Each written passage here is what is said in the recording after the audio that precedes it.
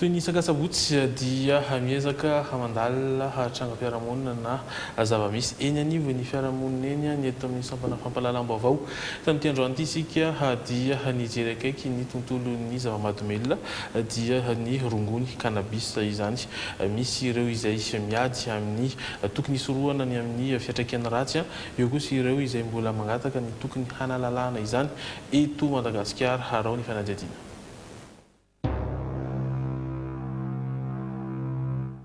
Antananarivo renivohitry Madagasikara, tanàna ifamezivezen'ny olona mahatratra ny roa tapitrisa, ivon'ny tsenam-barotra sy ny fanakalozana rehetra ihany koa, ary tsy kely lalana amin'izany ny rongony. Le qualité tsara.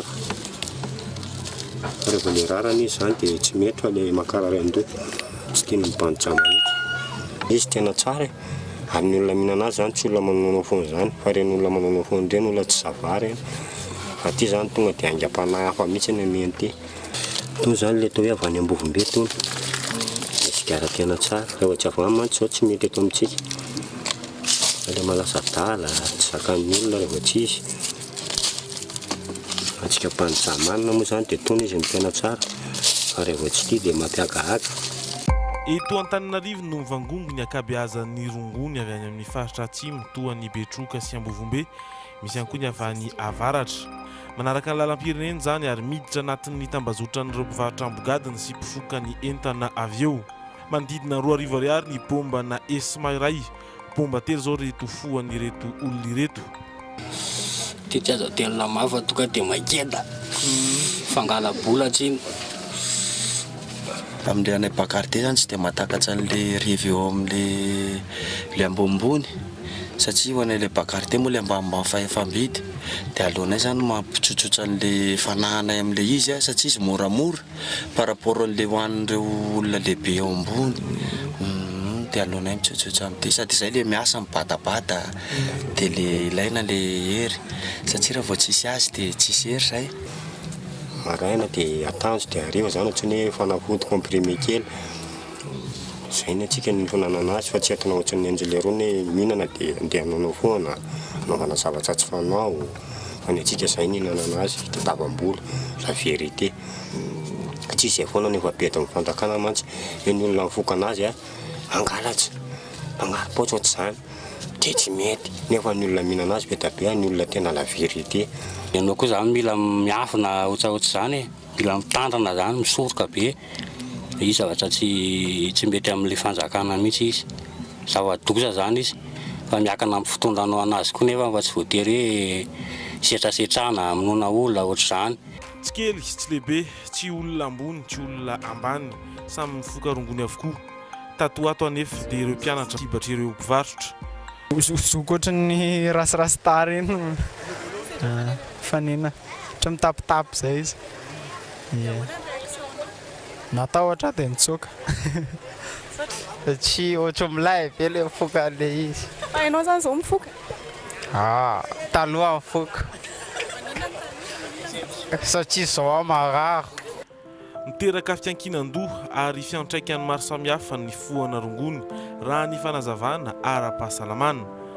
Ivon-toerany iray mitsabo ny fiankinan-doha amin'ny rongony ty eto Andravoahangy ity.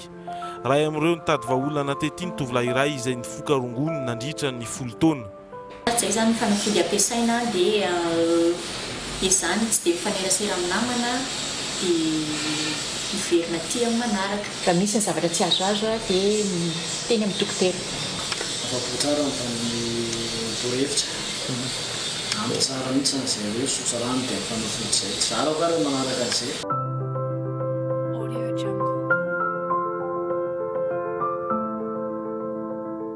Ny zavatra tsy fantatra ilay zany ohatran'ny hoe zany rangony zany any mbola tsy nahita sarany zany. Ilay zany hoe fady anay ilay izy azanao ohatran'ny dia vita amin'ny tao an-tanàna zany io rangaha azo hohanina io. Dia nohaniko ilay izy dia zany nahita fiany tamin'ilay izy dia nohaniko foana ilay izy. Ataoko isan'andro zany vao mifody io foana ny zavatra nohaniko. Ilay izy tsy omena fotsiny fa ilay zany tsy tanàna tsy mikarama. Dia lasa mitakiny olona foana zany, mitrongo olona foana mila izy mila mifoka an'ilay izy dia tsy manana moyen hividanana an'ilay izy. Dia aleo mitsabo tena mihitsy miala an'ilay izy. tsy le tsy vita hoe alaina fotsiny eny fa mila vidina koa le izy makany. Ny zavatra tena mampalahelo dia hoe amin'ny voalohany misy mihitsy ireo tambajotro ireo na le hoe dealer le mpivarotra zany manome fotsiny an'le ankizy, ary amin'ny fotoana sasany dia ataony zareo amin'ny sigara tsotra ny menaka rongony izay fantatritsika fa hoe lafo dia lafo tokoa, somary kamokamo, ary misy ara rehefa tena tratran'le atao hoe fiankinan-doha dia tsy mahavatena mihitsy. Misy le paresse physique zany hoe tsy mahavita na dia misasa sy midio ary misy koa ny paresse psychologique izay mahatonga hoe tsy mianatra na mety hanao fugue na mety hahatonga hoe tsy hanasa raha ohatra efa lehibebe tokony fotoana iasana zany. Dia na miova amin'ny fanao andavanandro izy, raha teo aloha izy miaraka amin'rehetra dia lasa mitokatokana. Raha ohatra indray ka nanana hoe fitokanana izy teo aloha dia lasa be resaka be na hoe atao hoe sasa kokoa raha oharina amin'ny namany na oharina amin'ny toetrany teo aloha. Ny olona manao herisetra zany na halatra dia matetika hoe mandray zava-mahadomelina aloha alohan'ny anaovany an'izay, ary ny olona mandray zava-mahadomelina ihany koa dia tafiditra ao anatin'le antsoina hoe réseau ana dealer na hoe tambajotra. Mila vola izy io hividianana azy. Efa ho telo volana izao no manaraka fitsabony ity tovolahy ity, manampibetsaka amin'izany ny fiainoana sy ny fifehezana be loatra na koa ny fibedesana. Any amin'ny ara-tsaina ny tena vo, dia ny fanadiovana vatany amin'le rongony zany no atao voalohany indrindra, ary avy eo ifampiresahana izy anaovana séance na psychothérapie ahafahana hoe ahoana no tena ahafahany mifetena tsy hifoka intsony, tsy hiverina intsony rehefa madio ny vatany mba tsy hiverenana intsony, mba tsy hisiany resota zany. Milony lalàna eto Madagasikara ny varotana rongony ary voarara ihany koa ny foan'izany. Tsy mahasaka anareo mpifoka nefa izany fepery izany, fotoana hampalalana ny rongony ve zao. Tena mety hiady amin'io mihitsy raha misy fitambarana nefa misy fa mbola kely.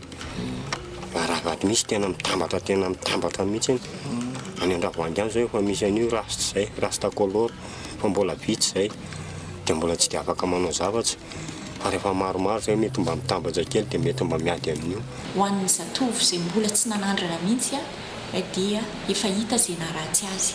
Marina fa tsy hita hoe tena makarary eo am-pandriana ilay izy fa ny fikorontanan-tsaina sy ny trouble de comportement isan-karazany zany tena zava-doza, ary tsy ihany hoe adala be manary lamba vao hieritreritra hoe ay izay ny faratsiny fa efa hita izay maharatsy azy. Ho an'ireo izay eo am-dala mpifohana amin'izao fotoana ao anatin'ny fifohana, mety vao nanandrana mety niankin-doha, dia azo atao ny manampy anareo raha ohatra vonina hialinareo mba tsy hiandry ilay fiantraikany ratsy.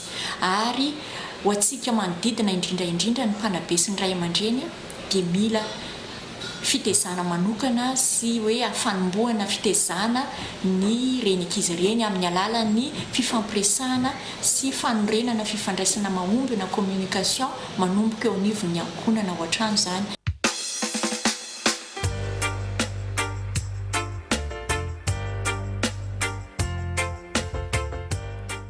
Ho an'ny fanalalahana mifoka rongony ny ankabeazan'ireo mpiondana, saingy mbola lavitrezaka izany raha ho an'ny eto amintsika. Ankoatr'izay tafiditra ao anatin'ny fanambon'ny ministera ny filaminam-bahoaka ho an'ny RRI andiany fahatelo ihany koa ny ady amin'ny zava-mahadomelina.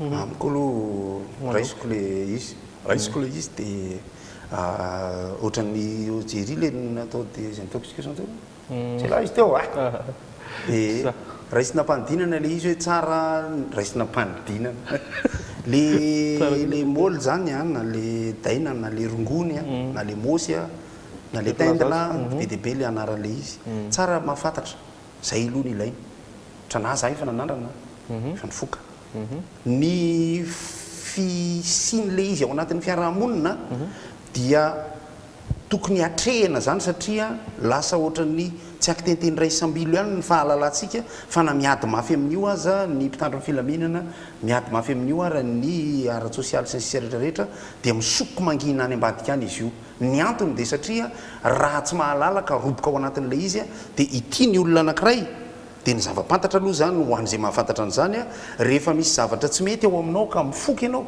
dia hitariny fifohana ny zavatra fieritreritra ao an'le ratsy.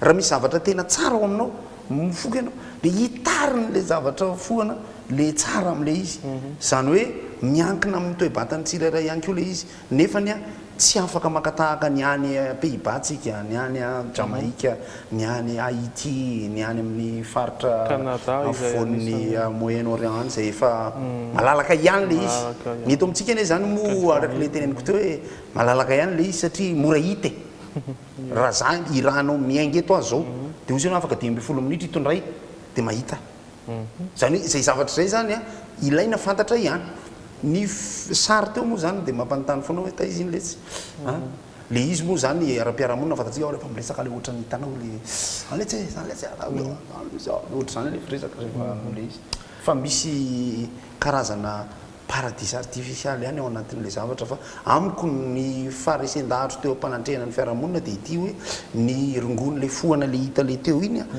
dia tsy tokony misy addiction be raha ohatra ka am'le hoe miroboka kely tsy fantatro fa ny teo hoe addiction dia ny zavatra rehetra miparalelina am'le izy fantatry mpifokasikara koa zany